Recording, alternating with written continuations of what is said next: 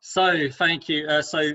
I'm joined today by Isaac, my good friend, who is a nutritionist, and Hi. we're having a coffee together, which is nice. Virtual coffee club. This is good. So Isaac is going to educate us on nutrition today. Well, I'll try my best. Your best will be much better than mine. So what I do in my life coach program throughout the year, each month I focus on a different area, and this month, June, is about physical health and nutrition. I did a post on physical health last week on my Facebook page, and I thought it'd be really good to get someone expert to talk about nutrition. Don't forget that you can subscribe to my channel, which is TreeonLife on YouTube, and I'm also on Facebook and Instagram as TreeonLife. Isaac, how can they get hold of you? Well, my company is called Imagine Your Life. So both all about life, living life to the max.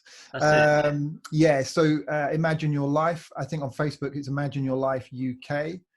And I can't remember on YouTube exactly what it is, but if you search for Imagine Your Life, nutrition, recipes, things like that, I'm sure that will come up. We've got a weird kind of logo that looks kind of like a tree, and it's blue and green. Yeah. This is why we get on. We have a lot of similarities. Yeah, but if you go to imagineyourlife.co.uk, then there'll be links on there, I'm sure. Brilliant. Plus, you got a lovely garden. I love your palm trees. Well, if it wasn't raining right now, I'd probably be in the garden doing this, because it's much better background and better lighting. Yeah, no, it's good. It's a good idea. Right, so Isaac, if we're just like normal people, I mean, I've just had breakfast. I've just had apricot wheats for breakfast, and you're probably going to kill me for that. But just tell us what sort of the general things that you think that people should be doing to improve their nutrition from where they are at the moment. Okay, well, if we talk about breakfast, for example, it's probably some really easy steps that people can do. The first thing I say to people is start reading the ingredients list on the food you buy, because every time you do that, it will influence you and you'll learn something. And I think, that's probably the best simple advice, because, people isolate things, like they'll isolate sugar, or they'll isolate artificial sweeteners, or they'll isolate preservatives and numbers and kind of anything that's artificial. And they'll try, generally, when they start reading the ingredients, they'll start avoiding stuff that's less natural. So that's probably the easiest sort of tip, without saying what you should specifically eat. Okie doke. And what should we sort of build into our diets regularly? I think the biggest issue in the affluent world, let's say, and I know there's poverty in the UK in certain areas, but in comparison to other poverty around the world, I still think that's probably fairly affluent. I think we actually probably consume too much energy and not enough nutrition. So we're getting loads of calories, but we're not getting loads of, let's say, micronutrients, minerals, and perhaps vitamins, but probably vitamins lesser so. But there might be, depending on your dietary choice, there might be some vitamins that stand out as important that you might not be getting enough. But quite often it's possibly more minerals that we're lacking in. Okay. Can you expand on that about minerals and what we need? Yeah, sure. So again, it does depend on your dietary choices, but some minerals are not well absorbed by the body. And so people might be taking supplements to sort of make sure they're getting what they need, but those supplements are really not well absorbed by the body either. But if we talk about things like zinc, zinc is needed by the immune system to function well. It's needed for healthy, good skin. It's needed by men for spermogenesis, which is obviously the production of sperm. When we look at things like bad skin, and particularly in teenage boys, we wonder what might be going on there, right? And maybe they need some extra zinc in their diet. So there's lots of good sources of zinc, but generally processed foods won't provide adequate sources of a lot of minerals. Zinc is just one of many. When we look at kids, so if we look at children from, let's say, from when they're weaning off of breast milk and through that whole sort of period to eating a more normal meal with the rest of the family, in the past, it was common to give lots of cow's milk. And actually, I think cow's milk is the leading reason for iron deficiency in children.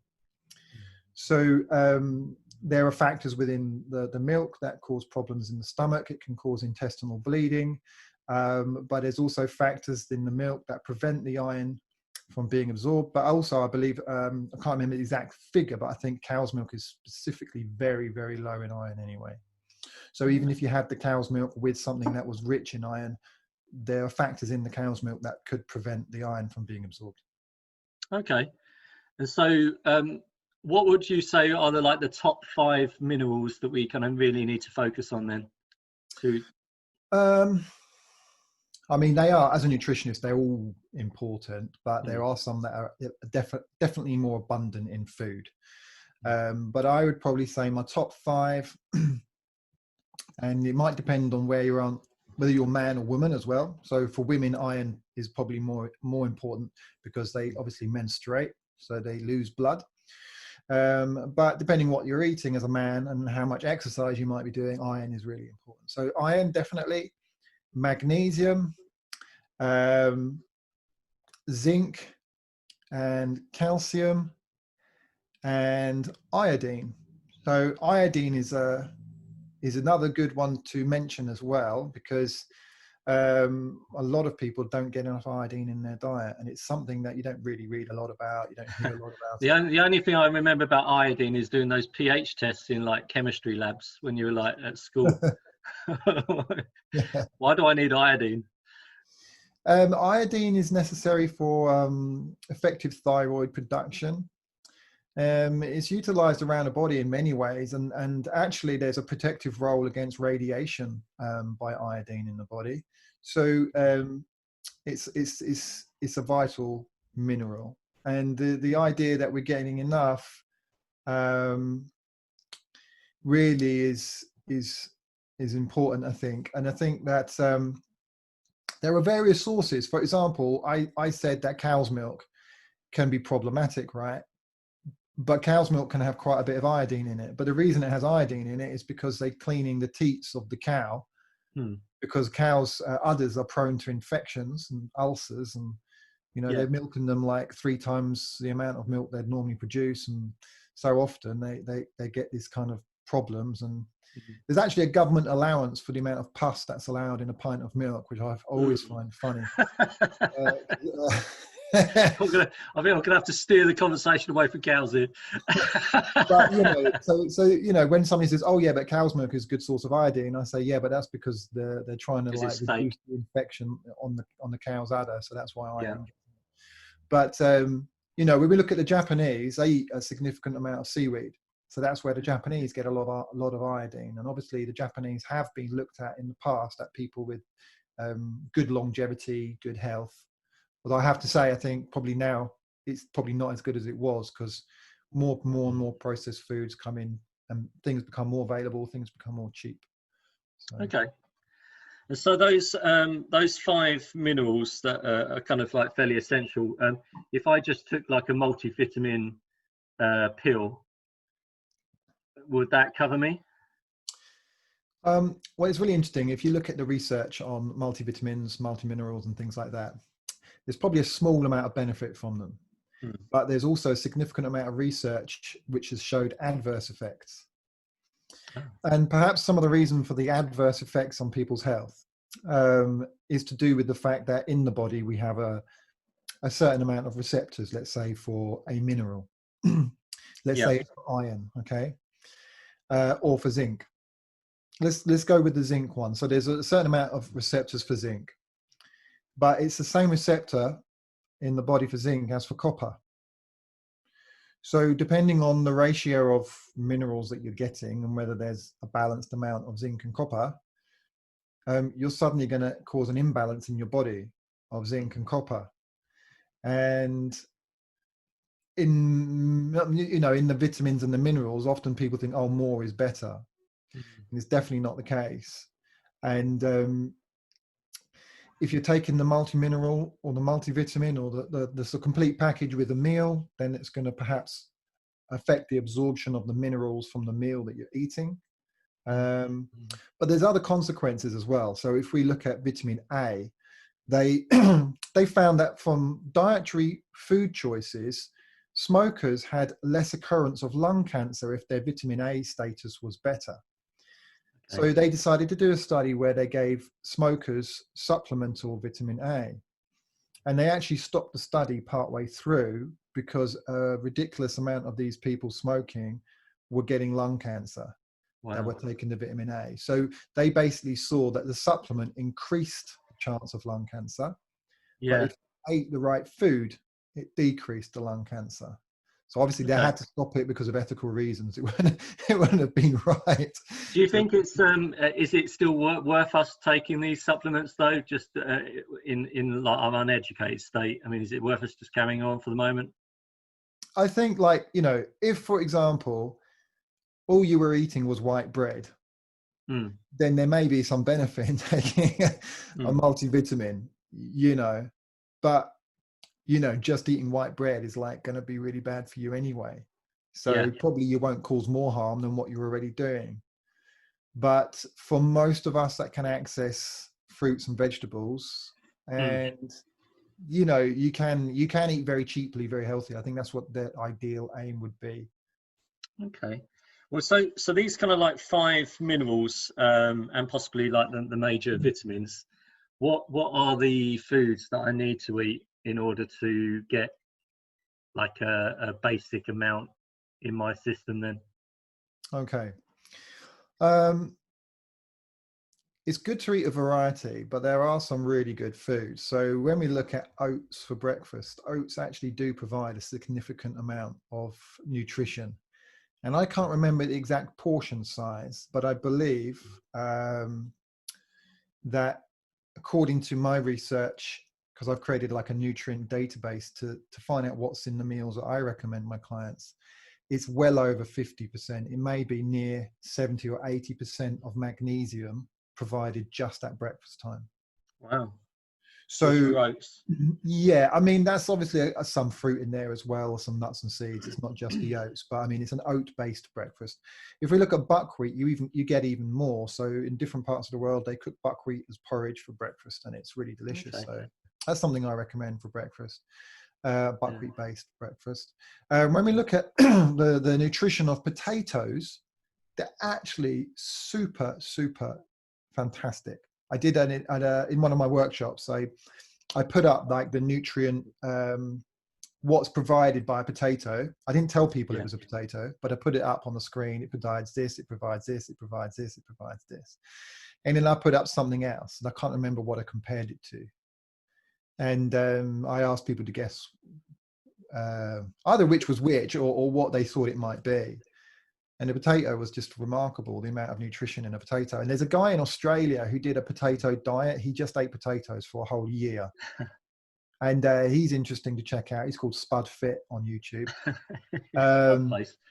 But yeah, but you know, he was super overweight, super unhealthy, super depressed, all the kind of things that a lot of us are kind of battling with in everyday life. And he said it's something that he thought he could do, because he'd tried all kinds of like dietary approaches before that, but he ended up back in the same position, even though he had short-term results. And actually, yeah, he's kind of continued to live on that basis of potatoes, but now he's added in extra foods around that. So potatoes. And my wife's from Bolivia, and when she was a student, she went and studied poor areas in Bolivia, like out in the middle of nowhere, where they herd sheep. And they sell the sheep generally to raise money to pay for things like electricity and gas, and tools and things like that for farming. But their basic diet is potatoes as well. So that was really interesting for me. And the potatoes in Bolivia are a little bit different, and they process them differently. You know, they dry them and they make different foods with them. And I said, why don't they just eat the sheep, you know, or have a combination of sheep and potato every meal? You know, you could have lamb for breakfast, lamb for lunch, lamb for dinner. For some people, that might feel like heaven. Yeah, no, definitely. But that they don't do that because it's so valuable. So the value of the Yeah. sheep, they just keep farming them to somehow Okay. stay rich, I think. But So yeah, what other foods apart? So we got buckwheat, kind of oats, potatoes. I mean, what about meat? Are you? What's your take on meat? well, before we get to meat, let me just mention, like, those are kind of like the carbohydrate type energy providers that are very Yeah. nutritious as well as providing energy. It's not the same as white bread. It's not the same as pasta, let's say, although depending what kind of pasta, it can be nutritious. Hmm. But those are more whole food kind of vegetable based providers of energy and nutrition. But Okay. greens are super, super, super important. Yeah. So green leafy veg, and that includes broccoli, although you might kind of categorize it as leafy, but it also includes red cabbage, which isn't green. But those kind of cruciferous type vegetables are really good. They pack a lot of nutrition, Yeah. and they're not energy dense, so you can eat a lot of it Yeah. before you're actually taking in a lot of calories. Because you can Okay. eat a lot of it, you get loads of nutrition through that. Can you So tell us what kind of minerals you get from that? okay, so yeah, I was just about to say calcium is a really important mineral. And the ability for the body to absorb calcium through cow's milk, for example, is about, I think it's about 30%, but don't quote me on that. But Yeah. if you have cabbage, it's about 60%. So Wow. we're able to absorb the calcium, utilize it better through what we call low oxalate greens. So when we talk about oxalate greens, we're talking about spinach, chard, and beets. So those greens are high in what's called oxalates, and the oxalates in those greens can actually bind to the calcium, and then you don't absorb it. So Okay. although those greens are particularly high in calcium, they're not a good source. But things like Yeah. kale's a really, really good food. It's really easy to put in any dish, any curry, any stew. You can steam it, have it on the side. But if you mix it with your cooking, it can almost disappear. I've even put it in porridge and cakes, or I've tried all kinds of experiments. And I mean, my kids eat it anyway. But for me, it's interesting whether I can hide it in food for parents who have issues with kids not wanting something. So. Yeah. Yeah. Greens, yeah, super important. I recommend for an adult to have 4 cups of greens, generally speaking. Okay. What Yeah, about your normal vegetables? So, like, your carrots, your peas, your sweet corn. I mean, is that right? I eat a lot of that. yeah, peas are great. Peas are fantastic, really, really good. Can't remember right off the top of my head the amazing nutrition of peas, but it's very good. They're very well balanced, and they also provide some good protein as well. Um, carrots are really good for vitamin A. Quite often when I say to people have some potato, I say 2/3 of the potato, like white potato or jacket Mm. potato, however you have your potato. It could be a red potato, but 1/3 sweet potato. So sweet potato, if you chuck that in as like 1/3 of your carbohydrate source, it massively increases certain nutrients that might not be quite as prominent in the other food, and massive source of vitamin A. Okay. And unlike meat, you can't overdo it because it's not in the active form. So Yep. when they talk about meat, so we get into meat, so we talk about liver.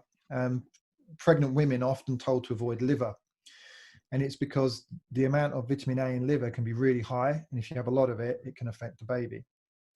So it's because in the liver, it's vitamin A is in its active form, so it goes. The body doesn't have a way of regulating the conversion Mm. from an inactive to active. So, but yeah, I mean, I don't tell people that they should be vegan or plant-based per se, but I do say to people, generally, you've got to include mostly in your diet plant foods, and then add meat. And meat, more than being like the main content of the meal, should be more like a small part of it if you're going to include it. But there are some advantages, including some things. So, for example, if you don't eat seaweed, and you don't have iodized salt, and you don't live near an ocean, and you're pretty certain that most of your food is low in iodine, cod and haddock are the place to go. Yeah.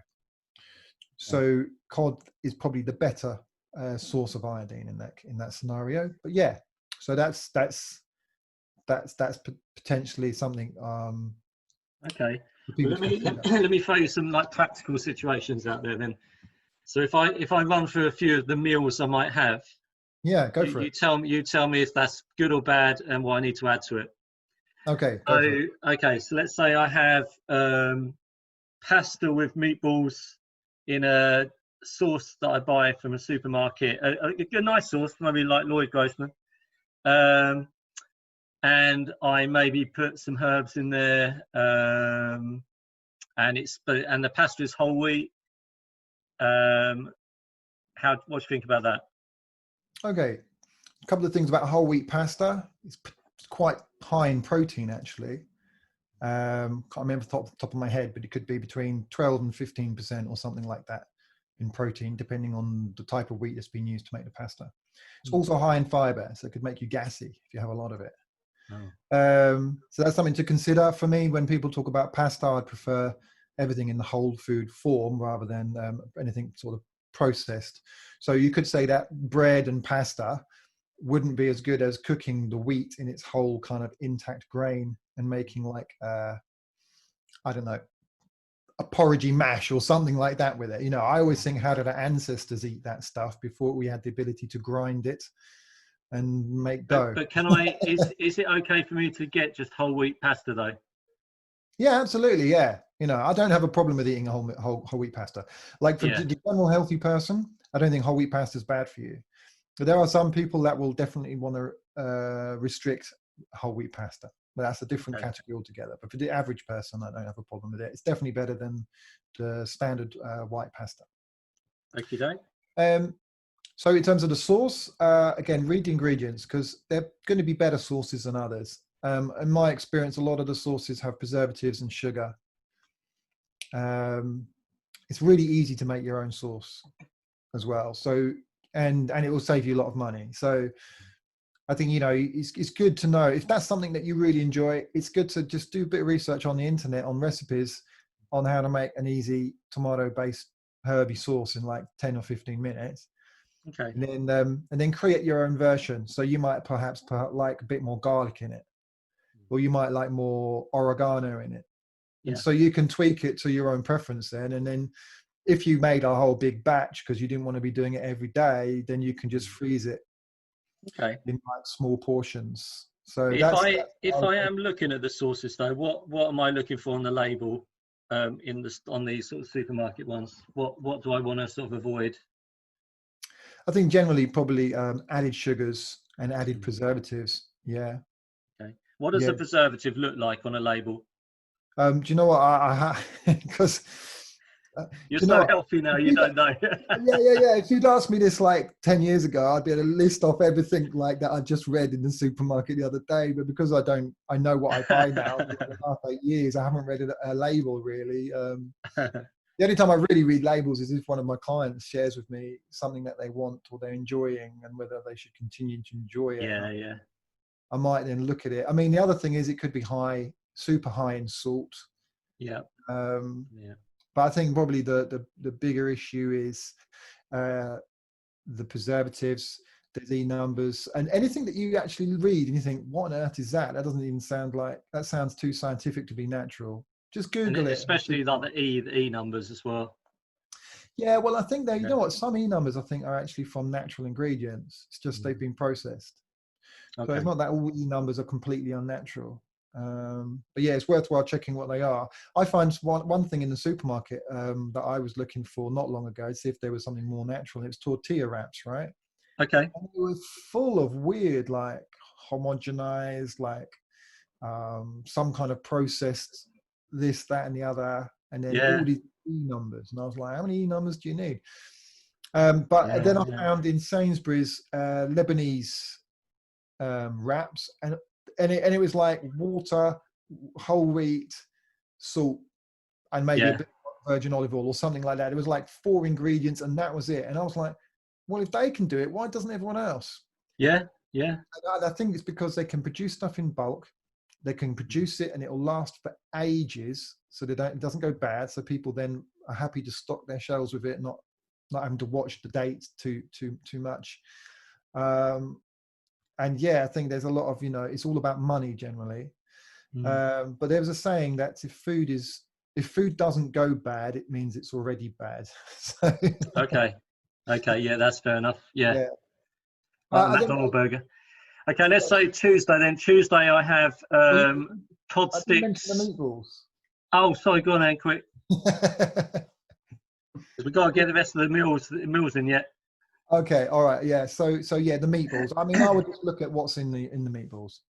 I Okay. think I look at what's in burgers, and I think, I don't eat a lot of meat these days. I used to eat like meat 10 times a day. I was like, I was a Yeah. proper meathead back in the day. But if I was to eat a lot of meat and I was going to eat meatballs, I'd look at what's in it. And the same with burgers, because they often contain, and they can even contain sugar and loads of salt and processed this, processed that, breadcrumbs, which is, there are some things that it'll have onion in, onion's great, have garlic in, that's great. Yeah. But if I was going to say to my client, eat meatballs, definitely go homemade. And I don't think, again, it's really that complicated. And what I tend to say to people is batch make. So Yeah. you're going to make like 100. You're not going to make 10. Okay. You make 100, it's going to take you 1 hour, but it's going to save you 10 hours. Yeah. Yeah. And you just freeze 10 portions of 10. Yeah. That's fair enough. That's So good. That's good. batch cooking is the way. So, just quickly on that meat thing, do you think is it organic the way to go? Not necessarily.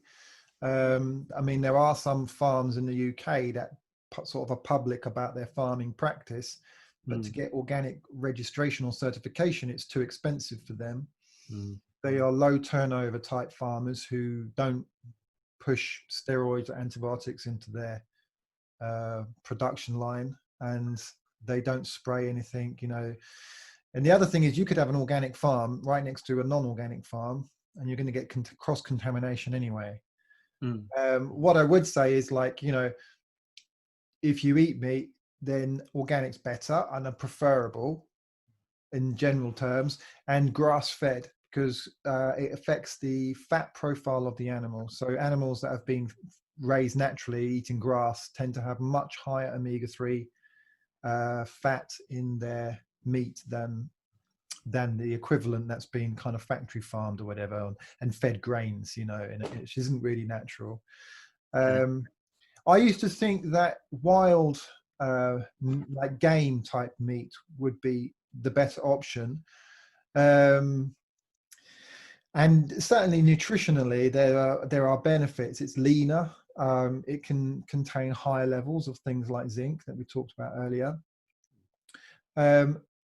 But it actually can be far more contaminated with chemicals because it's wild. There's no kind of restrictions on where it eats and where it doesn't eat. And so they found through like the studies when they're testing for levels of pesticides and herbicides, they found that a lot of game is much higher than the factory farmed animals. Because obviously in a factory farm they're controlling everything. So Okay. yeah. I mean, my biggest thing is as well, I think, if you're a human being and you're going to choose factory farmed or organic, free range, grass fed, allowed to live some life animal, then you're going to go that way, even if it means you eat less meat, less often, and it's more expensive. And if there's things that we can all like afford a better quality of food if we cut out some of the other stuff that our bodies don't need, that are just kind of impulse purchases or just things that we're just so used to having regularly that are just damaging our bodies. So I think the whole thing about affordability is, well, it just depends where you want to prioritize your money. And we all, I think most of us, if we really want something, we'll find a way of getting there. So yeah. Okay, it's Wednesday night. I can't be bothered. I want to stick a pizza in the oven.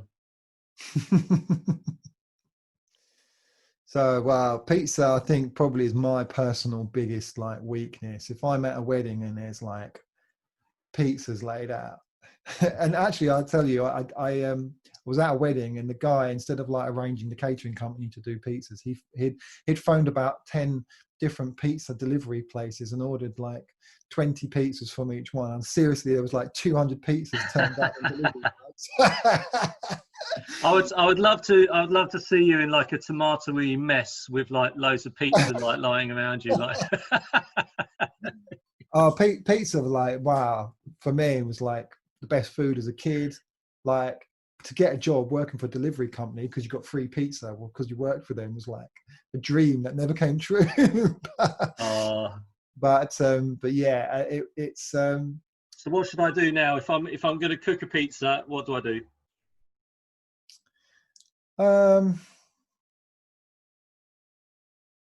Eat a big green salad with it. Okay. I mean, we talk about health, right? And sometimes we take the joy out of health, and then it can become unhealthy. So I think good health needs to include joyous experiences and moments. I do think that if we base our health on those experiences and moments, it's not going to work. But there needs to be some element of that. And so, like, there'll be the occasion where we eat something that we wouldn't eat regularly, and we indulge. It's just, the thing is, I think in the culture that we live in and the affluence we live in, we have that opportunity to indulge 9 times a day. And so we have breakfast, and then we snack on something at 11, and then we have lunch, and then we snack on something at 3, and then we get home and we eat, and then we watch some TV, and then we're opening some biscuits. And it doesn't, you know what, the thing is, it doesn't give your pancreas a break. Your body's constantly producing insulin, glucagon, which actually kind of helps to balance blood sugar and can stimulate the burning of body fat and the release of body fat around the body and things. That doesn't get a chance to even have a look in until you go to bed.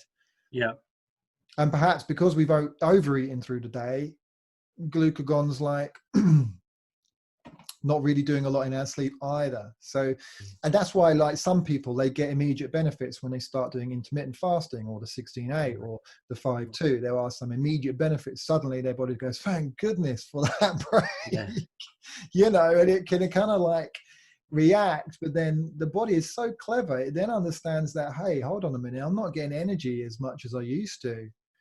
And what happens, like, if all of a sudden I I go without food again? So what can happen in that scenario is your thyroid will slow down metabolic rate.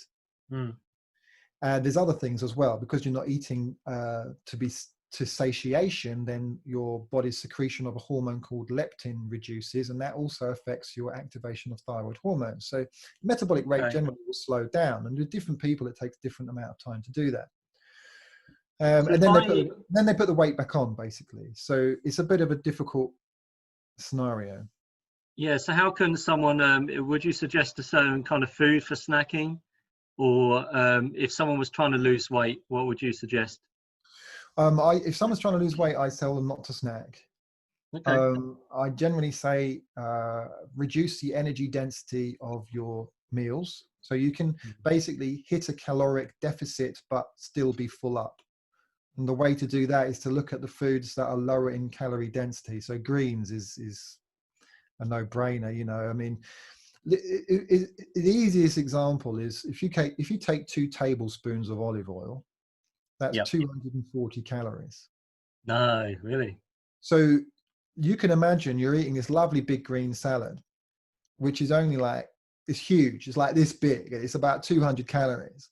But you put like 4 tablespoons of oil on, because, like, especially watching Jamie Oliver, get that oil. And then all of a sudden it's like 700 or 800 calorie meal. Wow. And I think that's the thing. A lot of people don't kind of grasp that concept, and then they go on a diet which is calorie restrictive, but it doesn't satiate them, and so it affects the other hormones in the process. And so I don't think that's helpful. But I think, we're supposed to have time to eat and time to fast. I think something that does help people is to restrict the window of eating. So, for example, if you wake up at 7, you have your breakfast at 8 or 9, and then you have your last meal of the day, let's say 6 o'clock. And you restrict your eating window time frame to 10 hours is good. I mean, some people do 16-8. If you can do that, even better. 10 hours is generally quite good for people. And then you just eat 3 good meals, and perhaps your first meal of the day being the one that's going to give you the energy for the day. So your last meal of the day is a lighter meal. Perhaps that's your salad or your smoothie or a big bowl of broccoli. So these energy dense foods, what other foods are there that are energy dense apart from greens? so they're less energy dense. Oh, So they, sorry. yeah, What I meant was, but they're very nutritious. yes. Sorry, Yeah. I get you. Yeah. So the ones that fill you up on it is what I mean. So the ones that are low calorie but fill you up. Are there any other food types apart from greens that do that? Yeah.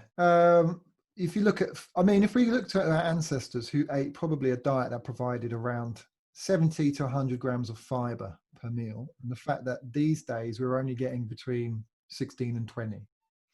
Okay. Yeah, there's a massive difference. So we're basically looking at foods that contain quite a lot of fiber. Okay. Some people struggle, depends on your digestive function. Some people have found that they've cut out fiber altogether and they've felt a lot better. Whether that's good Mm. long term, I would question that, and I would try to reintroduce some fiber with them. Mm. But generally speaking, the bulky foods with lots of fiber, they contain lower energy amount for the amount that you can eat. So Okay. Well, that's they're good. less energy dense. So we're looking at, that's why I think the government says 5 portions of fruit and veg is a minimum. Yeah. But the optimum is perhaps 10 or more, Yeah. because then you're getting loads of nutrition, but you're not getting loads of calories. And it's definitely useful, especially in our culture. We're sitting down a lot in our culture. Okay. So what else apart from fruit, veg, and greens are in that category? So if you're looking at reducing the more energy dense foods, so cheese and meat and oils tends to be very energy dense. So if you're looking at things that you might replace that with, we're looking at beans and lentils. Those are really, really good. I always say to people, start with lentils. They're much easier to cook. They're much less gassy. And just have a few every day. And if you still want to eat meat, that's fine. Just eat a bit of meat and eat a few beans or lentils and cook everything as you'd normally do. Just swap a few things out, basically. Okay. Thanks for that. And just quickly on like different culture food. So, Mexican, Italian, Japanese, what do you think about that? Do you have a preference for one, or do you? Okay, yeah, I love all of them. I'm in From the a process. nutrition point of view? Well, I'm in the process of writing a book, and in the book, there's Italian recipes, there's Japanese recipes, there's Mexican recipes, there's Indian recipes, there's Chinese recipes, there's South American recipes. There's probably more influences from other cultures in the book. So Yeah. I love the diversity of international cuisine. It's Mm. absolutely fantastic. And the fact that in the day and age, we have accesses to spices and herbs from all over the world is just, it makes our enjoyment of food, of eating and of cooking so incredible. So I think, with all of that accessibility, you can make healthy food phenomenally tasty and a phenomenal experience of enjoyment. And yeah, I think that for general people, there's some real simple changes that I've discussed that they could implement. When you talk in terms of people who are very fussy, they don't like this food, they don't like that food, they don't like that food, and perhaps they're morbidly obese, or they've got diabetes, or they have Crohn's and the digestive issues, that those kind of people need more of a refined, very specific guided dietary approach. So what works for a general healthy person might not work for those people, and they would need a specific plan and from someone, from a nutritionist or dietitian, and even there's doctors out there who are well educated and researched in nutrition, but I would say do your research and make sure first. Okay. And can I ask you one last question then, on things like depression and mental health? What foods would you suggest from that? Are there like foods that help you produce serotonin and things like that, or? Yeah, well, this is an interesting one, because I think a lot of the serotonin that's produced stays in the gut. It doesn't actually end up in the brain.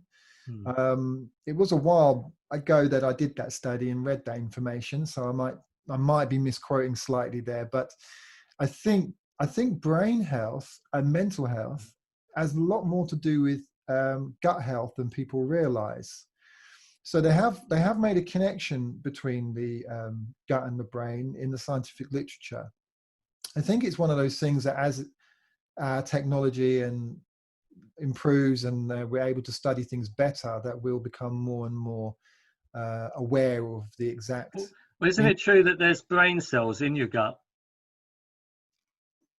Well, there's a lot of immune cells in your gut. Yeah. So we talk about there being like 70% of the immune system is in the gut. Mm.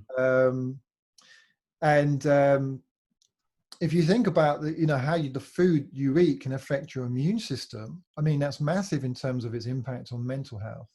Mm. So that would, that's one of the connections. But I think they've even found like, no, I can't remember. I don't want to misquote, but on another time, I'll check it out and get back to you. There's another connection that they found that they didn't know was existing, and now they've discovered it. It could be could be part of the lymph system they found that connects from the gut to the brain, but I can't be 100% sure I'm quoting correctly. Okay. So But what foods do you think people should eat then? Well, if you went along the guideline that I kind of gave before, those foods will definitely help improve your gut microbiome. So there's a lot of talk about probiotics, prebiotics, the gut bacteria, and considering that 70% of the immune system is located in the gut, that's very important. One of the reasons why we have stomach acid is in our stomach before the intestines is because it kills off bacteria, So Okay. if you've got good stomach acid, that's going to help protect us from disease as well. But it's interesting how the whole digestive system is geared, to our survival. Mm. Different mechanisms as the food goes through enable absorption, or to protect you from absorbing the wrong things. When we look at things like, I don't want to go too deep here, but there are compounds in the gut, right, that are attached to pathogenic bacteria that can basically move through the gut lining into our bloodstream. Okay. And those have been associated with different disease states. So when we look at free sugar and free oil, and perhaps the combination of those things together, that can accentuate these issues. So I say to people, often people demonize sugar or they demonize fat. And for a long time there, people demonize fat. And then there's been this crossover where people are demonizing sugar and favoring fat. Mm. And it's too reductionist. When we're reductionist, we miss the bigger picture. But in general terms, I say to people, anything that's free, like it's not in its whole form. Avocado is a high fat food, but the fat is built into all the fiber and all the network of cells of that avocado. Mm. If you squeeze that avocado and take the oil out of it and then consume the oil, then that's going to not be beneficial for you, not at all in the same way that an avocado would be.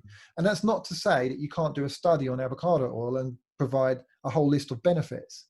Yeah.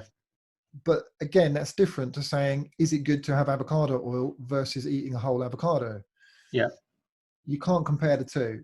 And in terms of what we were talking about earlier, in terms of minerals and vitamins, a lot of food has what we call cofactors, and those are other nutrients within the food. And some people have said we've only discovered 10% of nutrition. There's maybe perhaps up to 90% we don't yet know about nutrition. And if that is the case, then eating an apple rather than taking a vitamin pill is going to be far better for us. And there's certain nutrients in food that help us to absorb magnesium, helps us to absorb iron, and so. That's great. Well, thank you for that. That's great. I've done a good whistle-stop tour of nutrition with you, and so if anyone wants to find out more information or kind of get in contact with you, so tell us again what your YouTube channel is and how people can contact you. Yeah, well, I'll say my website. It's imagineyourlife.co.uk. I think on Facebook and Instagram, it's Imagine Your Life UK. But I'll provide you the link to YouTube. I don't know if you can pop that on the video somewhere. Yeah, sure. Yeah. Because I can't remember off the top of my head. I've been putting videos on there like the last 8 weeks, lots of videos, and I don't remember. Yeah, well, you've got recipes as well, haven't you? Yes, there's recipes on the channel. I'm trying not to give away all the all the recipes that are going to be in the book. So the recipes that come out in the book will be different. There'll be lots and lots and lots in the book that's not on the channel. But I try to do some stuff on the channel that's accessible for most people. Yeah. Cool. And when's the book coming out? Wow. Watch this space. When I stop making the recipe better, yeah, then the recipe's finished, and so far I've got to about 130 pages in the book of recipes. Wow. So it's quite a lot of recipes. I'm tweaking them. I'm in the book, it's going to be really cool because you're going to be able to see the nutritional value of each recipe, plus the nutritional value alongside the food we recommend you eat it with. So let's say there's a chickpea curry, and you'll know what the nutrition is in the chickpea curry, but then I'll say it's good to eat it with this, this, this, and this, and then we'll give you the nutritional value of the whole meal as we recommend. And you'll see you're getting enough of this, you're getting enough of that, you're getting enough of that, and in some cases it's like, oh my goodness, the meal's giving me like 150% of my daily needs of magnesium. Wow, that's brilliant. That's brilliant. You know, so it's a fun project, but I've had to build my own nutritional database to support my nutrient values for the meals, because in my research, there's websites that you can use, there's services that you can pay for that break down nutrition for you, but I've found inaccurate data. Yeah, on one of the sites, I found that a tablespoon of one of the ingredients, they said it was 10 grams. When I measured it, it was only 5. That's a massive difference. Wow.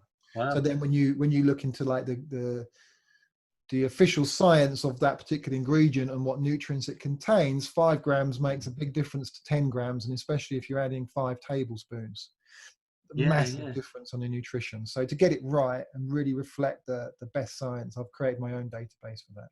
So it's taken me a bit of time to get ready. Yeah. I love the idea of you being able to compile the best nutritional meal. No, that's great. I like that. Yeah, because often, you know, in a recipe book, they give you the whole recipe and it's all good. This is a healthy recipe, and there's loads online, but they don't always tell you what to eat it with to get the best balance of nutrition. Yeah. That's great. Well, thanks, Isaac, for your time. And also for me, everyone, if you want to subscribe to TreeonLife, there's going to be other videos coming each month on different topics. And I'm on Facebook and Instagram, so you can follow me on that. Okay. Cheers, Isaac. Look forward to catching up soon.